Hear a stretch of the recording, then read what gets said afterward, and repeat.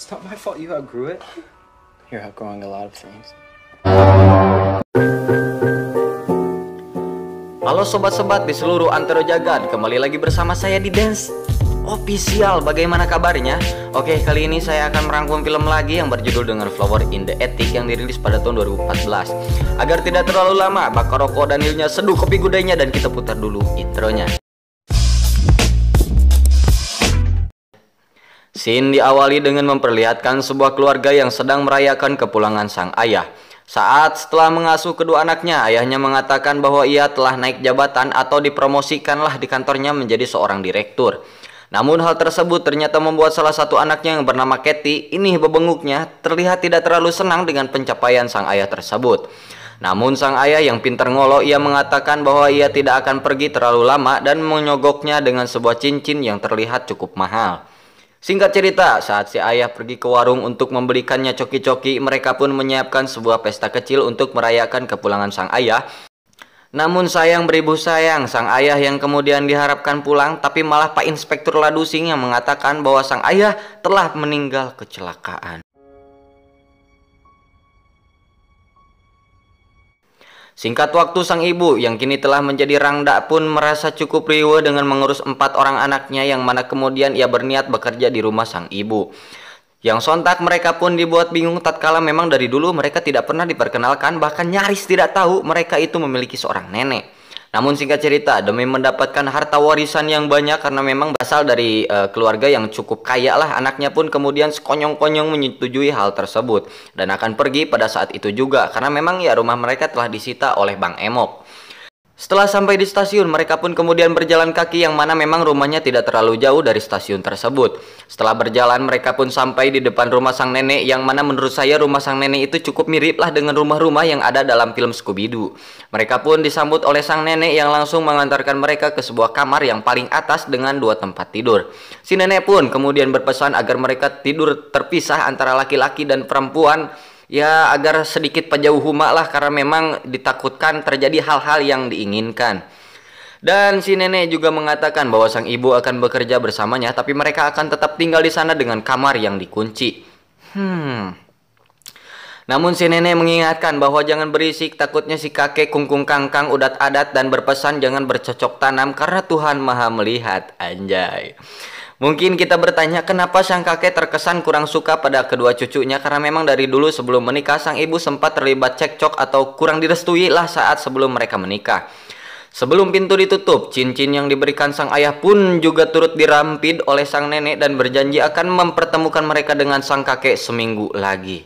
Malam pertama pun berlalu. Keesokan paginya sang nenek membawa sekeranjang makanan untuk mereka dan membacakan beberapa peraturan yang harus mereka patuhi, seperti menyucikan diri dari hadas kecil dan besar serta pergi ke sebuah loteng setiap hari Jumat karena cleaning service datang untuk membereskan kamar mereka. Saat mereka bermain di atas, Katie pun melihat sebuah ukiran nama yang menandakan bahwa memang mereka bukan orang pertama yang ada di sana. Saat mereka bermain, si Christopher pun atau kakaknya yang paling gede lah latihan pergadabahan dengan sang adik, yang sontak hal tersebut kemudian dipergoki oleh sang ibu dan neneknya. Sesaat akan dicambuk oleh sang nenek, naluri seorang ibunya pun keluar, lantas ia menolak hukuman tersebut dan mengancam sang nenek bahwa ia akan keluar dari rumah tersebut.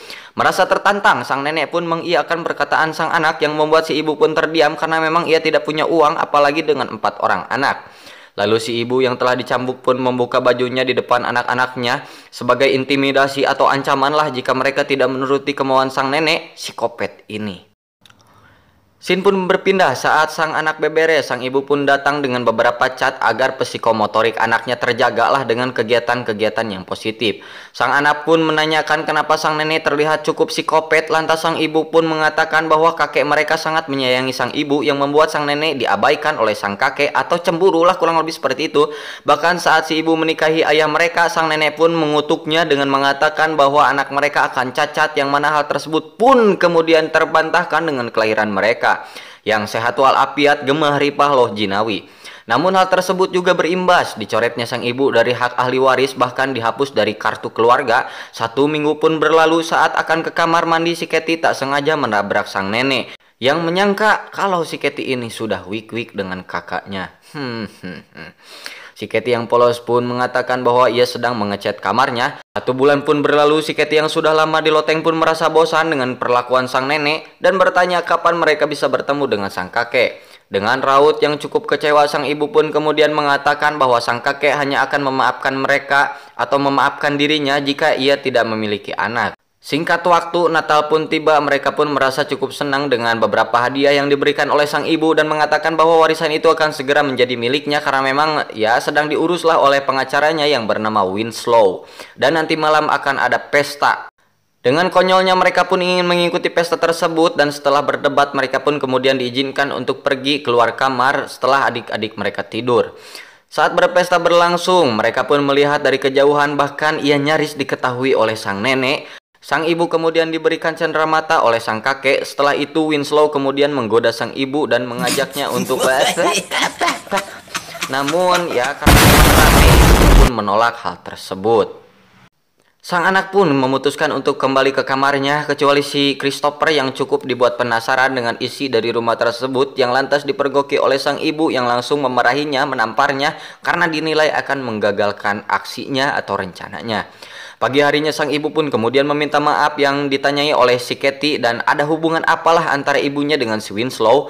Sang ibu pun mengatakan bahwa itu hanya urusan warisan, ya profesional lah sebagai pengacara yang memang ya harus dekatlah dengan sang pengacara tersebut. 1 tahun pun berlalu. Christopher yang sudah beger pun kini memiliki kebiasaan baru dengan melihat konten-konten dewasa yang ia peroleh dari sebuah majalah. Lalu si Katie pun menanyakan perihal kebegeran laki-laki atau perempuan lah kepada ibunya. Lantas ibunya pun mengatakan bahwa itu ditandai dengan munculnya bulu lebat di sekitar Hajar Aswad atau selangkangan bawah dan munculnya 2 gunung Everest pada wanita.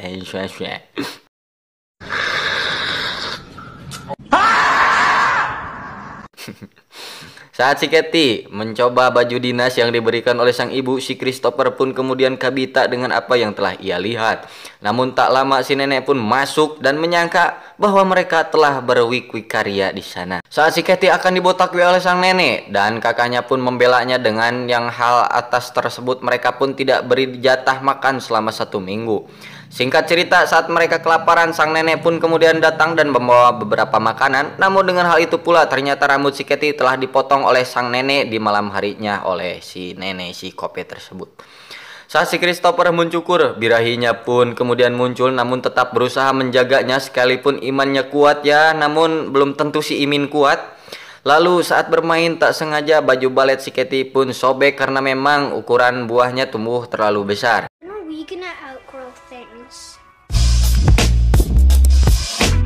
Si Katie pun kemudian berencana kabur, namun rencananya jelas ditolak oleh sang kakak dengan alasan bahwa ia masih mempercayai sang ibu. Dan di malam harinya pun mereka pun turut dari loteng dengan menggunakan tali dan berenang di sungai Cipaku yang ada di depan rumah. Singkat cerita, sang ibu pun kemudian datang setelah 2 minggu berbulan madu di Eropa bersama si Winslow, yang mana ternyata si ibu itu udah menikah yang direstui oleh sang kakek.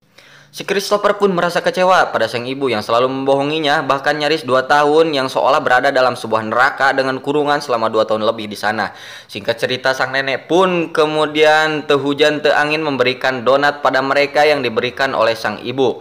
Si Katie yang sudah muak pun kemudian sekonyong-konyong kembali mengajak sang kakak untuk kabur dari sana, namun sang kakak masih enggan melakukannya.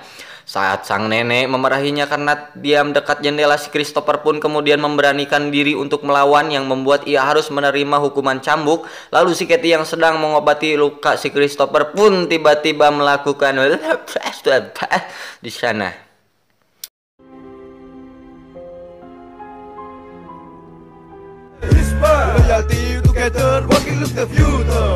Saat pagi si Katie bilang kalau tadi malam itu enak banget rasanya, plong, fresh. Anjing, jika iklan bagoy. Sang nenek pun kaget melihat kemesraan mereka dan sesaat dimarahi, si Christopher pun kemudian berhasil membuat cetakan duplikat kunci dan membuatnya karena ia memang cukup berbakat dalam hal rumput-rampit. Saat mencari barang-barang berharga yang akan mereka jual sesaat setelah kabur, mereka pun malah menemukan buku panduan pergadabahan yang mana di zaman ini kita cukup menghubungkan ponsel pintar kita ke internet dan menghubungkannya ke Brazier. Sesaat mempersiapkan jalur sebelum kabur, dari sana si Christopher pun memergoki sang ibu yang sedang akan bercocok tanam. Dengan semangat 45 si Christopher pun kabita dan melakukan hal yang sama dengan sang adik hingga pagi harinya si bungsu pun muriang, entah flu atau apa yang membuatnya menghembuskan nafas terakhir. Takut akan mati seperti adiknya, si Katie pun berencana kabur. Pada saat itu juga, saat akan merampok untuk bekal, si Christopher pun hampir dipergoki pelayan di sana, yang mengatakan bahwa seperti ada yang mengendap-endap. Namun satu pelayannya lagi mengatakan tidak mungkin anak itu bisa turun karena memang sudah diracun yang dicampur dengan donat, dan mereka juga terancam akan dipecat karena si bos mereka sudah baru, yang mana ternyata saya dibuat emosi tatkala saya tahu jika ibunya si Katie ini ternyata sudah menerima hak waris sejak 7 bulan yang lalu. Anjing tertawa goblok teh. Saat akan kabur ia dipergoki oleh sang nenek, yang mana saat sang nenek menaiki tangga, si nenek yang fobia ketinggian pun kemudian dikunci oleh si Chris. Mereka pun kabur dan film pun tamat. Nah, pesan yang dapat kita ambil adalah naonnya nya gitulah Wak. Subrek lah. Terima kasih telah menonton. Jangan lupa like, comment, share, dan subrek.